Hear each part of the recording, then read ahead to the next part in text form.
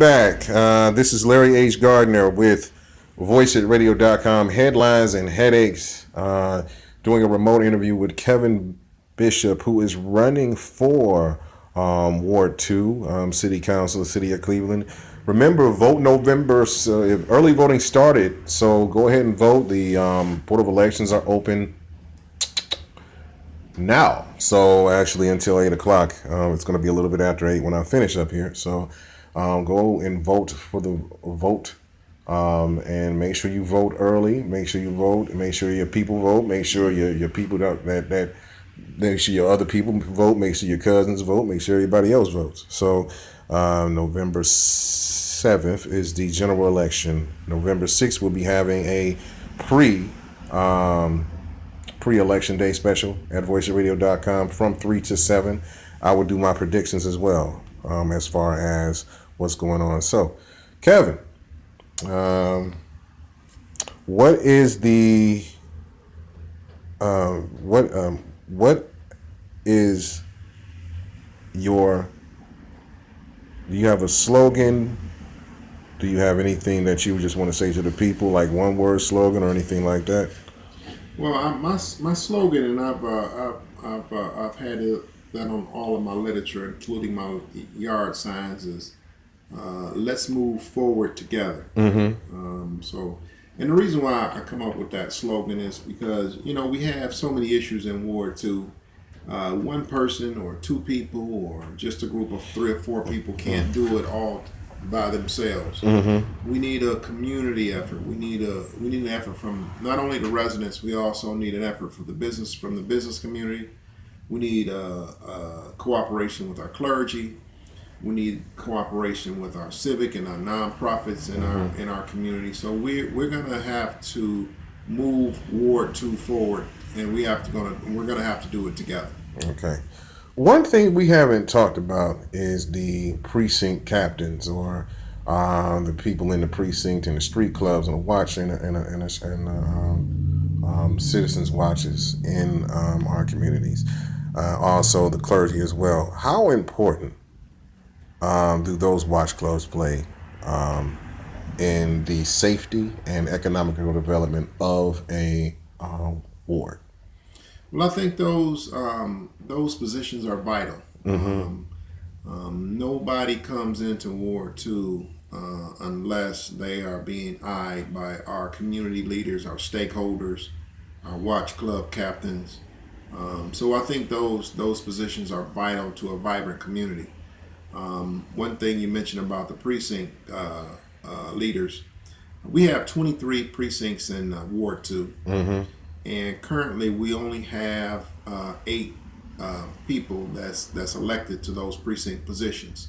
So if you do the math, I think that is one just about 1/3. Just about 1/3, just a little bit over 1/3 of our precincts are being basically manned or womaned by precinct people who are active in their precincts and actually going out. Trying to help people learn about the election process. So the first thing we have to do to be a viable economic and political ward and part of the city, I think we're going to have to fill those positions. I think we're going to have all 23 of those precincts actually manned by somebody that's not only just holding the position, but is actually passionate about voter registration, voter participation, and voter and community engagement. So I think once we get those positions filled, I think we can go out and start our work trying to get people to get our voting numbers up. Okay. So speaking of voting numbers up, I was going to come back to the first. It was the primary election. There was like a total 13% turnout, 12 to 13% turnout in the primary election. Why do you think that turnout was so low for the primary election? I think we have a big problem with voter apathy. Our voters are They don't feel included in the process. They don't understand how important this actually the election actually is. None of the voters seem to take this thing personal. They don't have a connection to their elected officials. They don't feel part. They don't feel like they can make a difference in the election process. They don't feel like I guess that old adage, you can't fight City Hall. I think everybody has taken that and ran with it, and they have let that negative connotation kind of grow over the years until it's morphed into this, until everybody's taken themselves out of the process. Okay. So I think we have to first show our voters that I am your elected official, and I do care, and I am concerned about your issues, and I hear you.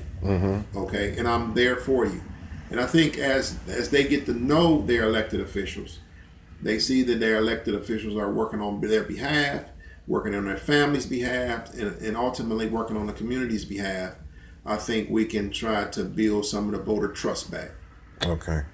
So yeah, that's. I think that we're getting that as far as building the voters' trust back. Trust me, they after the last presidential election, they really do have some apathy, protesting, apathetic people out there. But as far as moving forward, you, despite the fact that there was a lot of people that ran in your ward, you came out, pretty much on top, winning the primary. With a close second is your opponent, Jeff Fitch. Now, I'm a Ward 2 resident. Now, I'm just going to give you the scenario. I'm a Ward 2 resident. I have voter apathy. I don't feel like City Hall has done anything for me. I'm mad at the mayor. I'm really mad at the president. I'm really mad at everybody. Why should I, as a Ward 2 resident, why should I vote for Kevin Bishop to be my next city councilman? Well, you know what? When I guess when people think about their elected official hasn't done anything for them, I think we have to kind of step back and take a look at that in itself. When you're a part of the system, you have to. I think a better way to look at this whole thing is that what can I do for the system? If I'm part of this system, what can I do to make this system a better system? What can I do to make this system a more viable system? What can I do to make this system work for not only me but for others, and for others that's like me?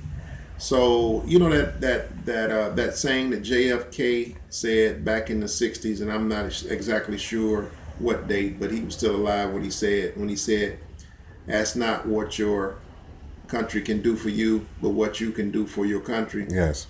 I think if we have a community cleanup, I don't think we have to look at the community cleanup is the community cleanup is going to come clean my property and my yard.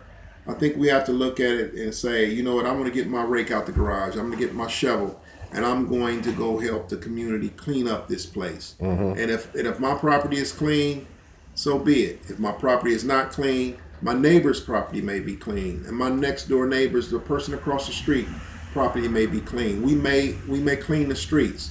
So we have to look at the overall system and say, what can I do to make this system better? Is my participation going to make it better?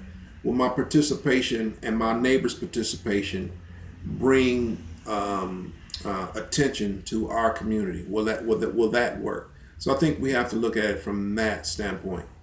Okay. So that's pretty much what made you decide to run, correct? Yes, I am an advocate of working for the people, actually showing them that this government is designed to make the lives of the residents better. It's not the other way around. The residents is not responsible for making the lives of our public officials and our system that government better. The system of government is designed to serve and make the lives of the residents, to keep law and order, keep safety, keep everybody intact. Okay. So that's what the system is actually designed for. Okay. So, all right, here's the headache question that I ask everybody. So, let's be prepared for this. Now, and I think that the War II question was a headache question. It wasn't. You're either way it goes. You're going to be new in in city council because Zach Reed is, since he is the councilman of Ward 2, he ran for mayor and and gave up his seat. Now, if you are elected, are you going to be a agent for change, or is it going to be the same? Like a lot of people say, well, once he gets down there, they're going to corrupt him just like they did everybody else that ran for that been in there for like 14, 15 years. Will Kevin Bishop's statement or mission statement be compromised, or will your agenda for Ward 2 go through if you are elected councilman? Well, I think if you to answer that question quite honestly is that no matter what I'm doing, no matter where I'm at, no matter who I'm working with, I am an individual that is a stickler about doing things proper and doing things the right way and doing things that that I want to say is I want to treat people the way I want to be treated. So that's a lifelong trait of mine that's been in me since I'm not sure this I was born with it, and it was instilled in me. It was instilled into me early in my life. So I can't be somebody different other than that person. Okay. So no matter what I'm doing, no matter where I'm at, whether I'm in City Hall or whether I'm in the streets of Cleveland or wherever I'm at, I'm always look out, and I'm also always do the right thing at the end of the day for not only the community, for individuals in the community, the residents in the community. And you know what? I want the residents to do the same thing in return. Let's do the right thing. You know, if we all did the right things, all of this wrong in our community wouldn't exist. Okay. So pretty much, you're gonna, no matter what meetings you're in. We had a lot of city council people, have been accused of skipping out on meetings or not having town halls in the community. Will you have town halls in the community so the residents can talk to you about what their needs are if you are elected? Yes, we are going to be engaged in the community. I'm going to do an outreach in the community. I am going to walk our ward and we're going to bike our ward on a regular basis. I am not going to be one of those councilmen who you will see downtown on TV all the time solely. I'm going to be a councilman that you're going to see on a regular basis in the community, in our recreation centers, in our meetings, in our churches. I am going to be a councilman of Ward 2, and I am going to be in Ward 2. Okay. So pretty much, if you are elected, they'll see the last of your smiling face, and you're going to be walking around doing the ward and, being pretty much a man of the people. Now, the thing about it is that the last, and just saying this since Zachary's running for mayor, some of his personal life, his activities with the DUIs, made residents a little bit worried about the job that he was doing. Do they have to worry about anything like that with you, as far as any arrests or anything else like that? You know what? I would never. I can never imagine going out and doing some of the things that I've seen others do. So I don't think the Ward 2 residents. I think that's the last of their worries to see me in the news. Anything negative. If they see me in the news, it's going to be something positive. Okay. So just to I know our councilman had his issues. Right. But I think the community has embraced the councilman and has stood behind him through his issues.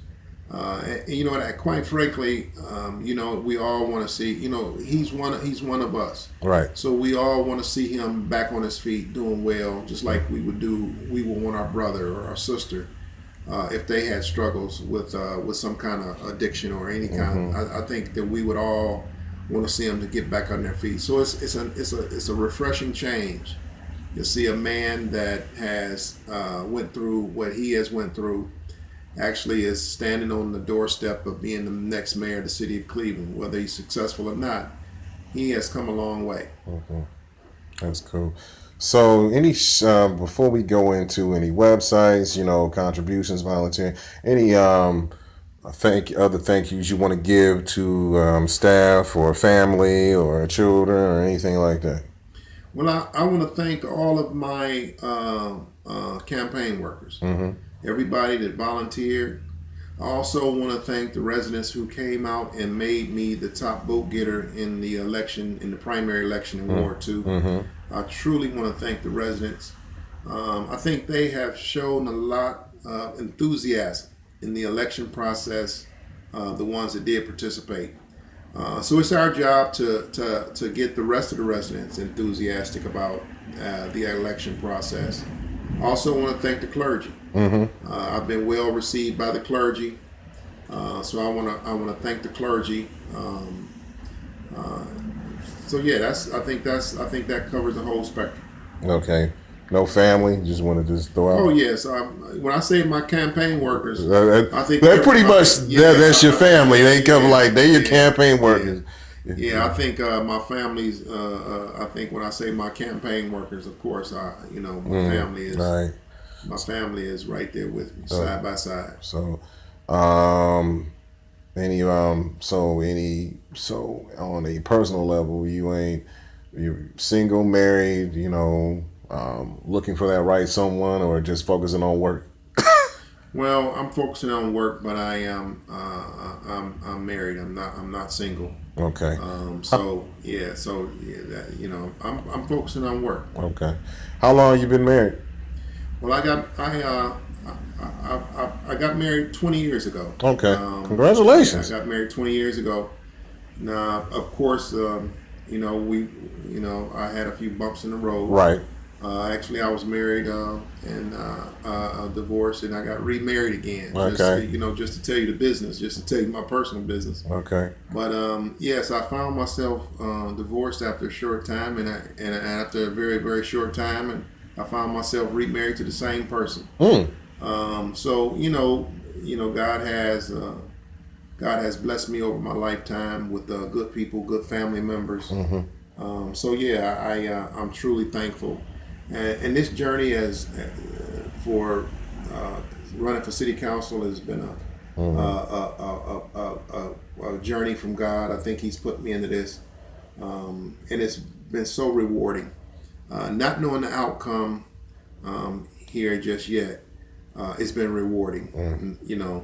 Okay. Oh, that's fine. So you were the top vote getter in the primary election, pretty much. You knocked out the person that was endorsed by Councilman Reed. You also were one of not just in Ward 2, but I was looking at some other elections, ward elections, and you would have been a top vote getter in those same wards if you were running in those different wards. So you pretty much got it right on track. So what makes Kevin Bishop so popular with these Ward 2 residents? What have you done to make these people say, you know what, I like him, I want him to be my councilman, and I trust him? I think it's my genuine sense of caring, and I think when I approach some of the residents, I think my genuine compassion. I think my knack for doing the right thing. I think is evident, and it's hard for me not to express that when I meet someone. So I think just living the right way, being the right type of person, caring for others, doing for others, not worrying about what somebody else is going to do for you. I think that attitude that I've had all my life, I think that comes through when I meet folks. You know what you know, I look at a lot of our seniors. I look at my seniors, and I can see my mom. I can see my dad, and all of those, and mostly all of those seniors. When I meet gentlemen, I can see my brother's image and how I treat my brothers. I can see in the women. I can see